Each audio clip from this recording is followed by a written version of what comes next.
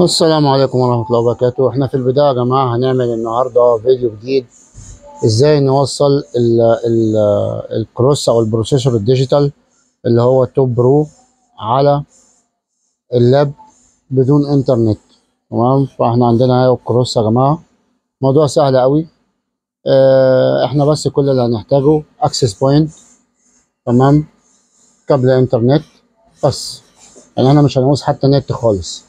تمام، وهنشوف دلوقتي التوصيل بتاعه ازاي. طبعا عندنا كابل الاكسس بوينت هنا، عندنا الاكسس بوينت هنا. هنحط في اي يعني مخرج من المخارج او اي مدخل من المداخل بتاعته، وهنوصل. هتلاقي عندنا هنا ورا في في البروسيسور او الكروس هتلاقي مدخل لان هنا. تمام، اللي هو الانبوت. هندخل دوت كده هنا، الكابل هنا كده. تمام، وهنبتدي دلوقتي التشغيل. طبعا هو احنا كل اللي احنا عايزينه ان دوت بيدي ال ال ال البروسيسور هنا بيديله اي بي، هو ده اللي احنا محتاجينه.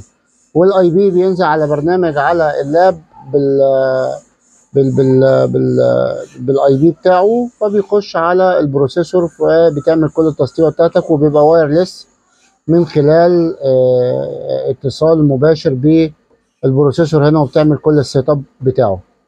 تمام، فدوت هنا احنا وصلنا اهو الاكسس بوينت بالكابل بتاعه. مش لازم يتصل بالانترنت، في اي حته انت تاخده معاك بقى.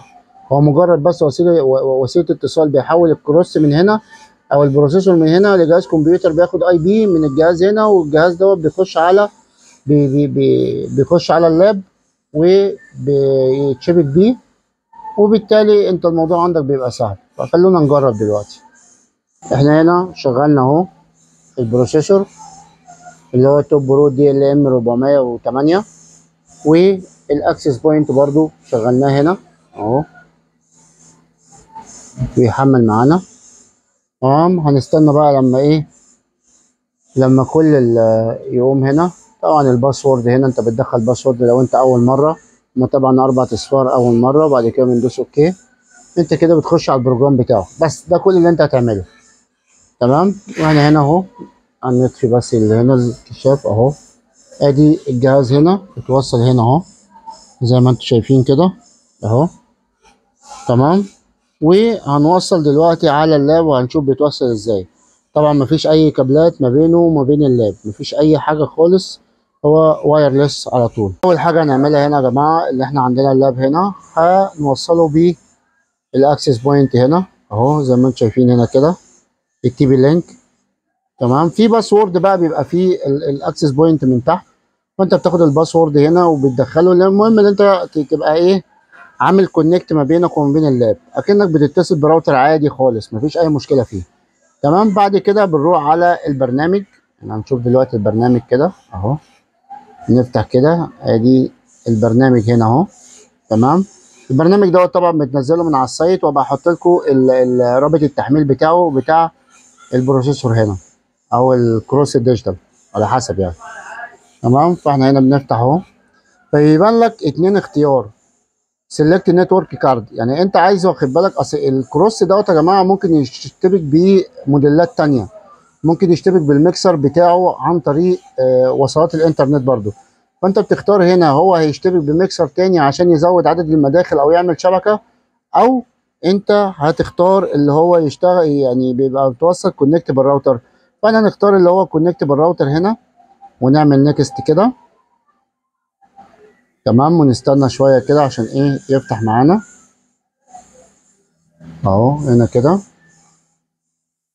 هتلاقيه هنا هيفتح معاك البرنامج. ادي البرنامج اهو.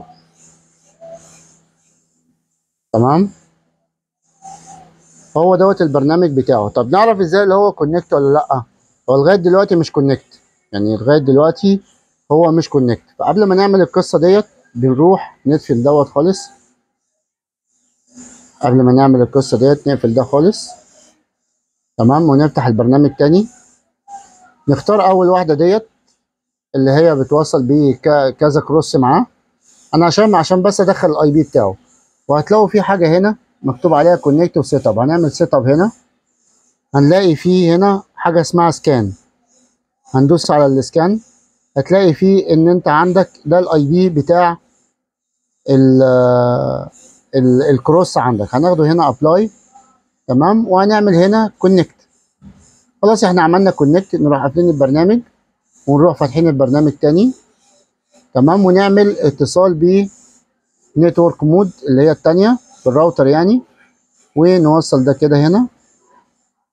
هيبان لك هنا بيقول لك سيرشنج، بيدور، ادي الاي بي بتاعه، الاي بي اللي هو بيتوصل بيه. هندوس هنا دبل كليك كده على الاي بي. هو المفروض انا عامل سيت اب ليه، فهيحمل هنا ادي السيت اب بتاعه. هنكبر طبعا الشاشه. دوت السيت اب بتاعه اللي انتوا شايفينه، والبرنامج بيتوصل. دولت الاربع مداخل، 1 و2 و3 و4، ودولت عندنا المخارج اللي هم ال8. تمام. كل الموضوع اللي انتوا شايفينه دوت سهل جدا يا جماعه، عشان بس ما تتخضوش من البرنامج والكلام ده، كل ده كلام فاضي يعني، زي ما بنقول حاجه سهله جدا. هو هتلاقي عندك العلامه الخضراء ديت، هو طالما العلامه ديت مخضره يبقى هو عامل كونكت. طبعا في عندنا في البرنامج هتلاقي اول حاجه اللي هو البوت دي اس بي تشانل، الشانلات اللي انت عندك، وبعد كده الجرافيك ايكولايزر لكل شانل، جرافيك ايكولايزر زي ما انتم شايفين كده. وبعد كده الماتريكس ديت هتبقى نوضحها برضو. الماتريكس ديت اللي انت عندك بيبقى عندك 1 2 3 4 4 مداخل. انت عايز مين فين؟ يعني عايز المدخل الاولاني دوت ياخد كام تشانل من المخارج من هنا؟ 1 ولا 2 ولا 3 ولا 4 ولا 5 ولا 6، ولا ياخد كل دول؟ فانت بتقسم القصه ديت عندك، فالموضوع سهل جدا يعني. تمام. بعد كده ديت اللي انت اللي هو الاوتبوت دي اس بي، اللي هو الخروجات ديت بالتقسيمات بتاعتها. انت عايز تلعب في الفريكوانسي بتاعها دوت، الانفوجراف بتاعه والرسم البياني بتاع الترددات من والى. طبعا هنا الهاي باس فلتر واللو باس فلتر اللي انت عندك بتقطع من والى. يعني انت عندك انا هنا قاطع من 101 لغايه 20000 هرتز. تمام. وهنبقى هنتكلم عن الموضوع ده باستفاضه برضه. تمام. انت عندك هنا بقى بعد ما تخلص التسطيب بتاعك، انت عندك هنا بيبان اللي هو الملفات اللي هنا اللي انت ممكن تسيفه. ممكن تاخده سيف لا اما على البي سي اللي انت عايزه، على البي سي اللاب بتاعك، او الديفايس اللي هو الكروسي بتاعك. وبعد كده سيستم، لو انت عايز بقى تعمل له فاكتوري ريسيت، تعمل له ظبط مصنع، هتقول له ريستور ديفولت سيتنج او ريستور فاكتوري سيتنج، فبيرجع اكنه جديد زيرو. تمام. فدوت كان بسهوله كده يا جماعه. دوت البرنامج هنا اللي هو الديفايس اي دي 1000 دوت بتاع الدي ال ام 408. ماشي يا جماعه. فدوت كان ايه فيديو سريع كده لطريقه شبك البروسيسور التوب برو اللي انتم شايفينه دوت بالانترنت عن طريق الوايرلس. ماشي يا جماعه. ان انت ممكن تاخد اللاب كده وتبعد بعيد وتعمل تيست للصوت بتاعك، وانت معاك مساحه طبعا على حسب الاكسس بوينت ما يديها لك عن طريق اللاب بتاعك. فالموضوع هيبقى سهل جدا يعني. طبعا هنا في ليميتر وفي كومبريسور وفي حاجات كتيره هنا، وهنبقى نتكلم عليها باستفاضه في الفيديو الجاي. فدوت كان فيديو سريع كده ازاي نشبك الكروس الديجيتال او البروسيسور الديجيتال اللي هو التوب برو، احدث بروسيسور نزل مصر.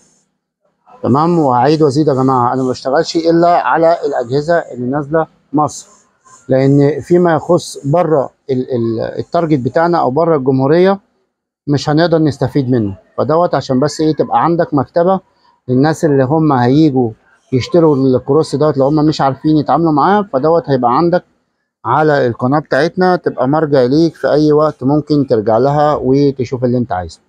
متنسوش بقى تفعلوا زرار الجرس عشان يوصلكوا كل جديد، وتشتركوا في القناة. وإن شاء الله بإذن الله في فيديوهات تانية باستفاضة عن الكروس دوت، وفي لايفات كمان بتبقى في نفس الوقت على القناة الفيسبوك في نفس الوقت.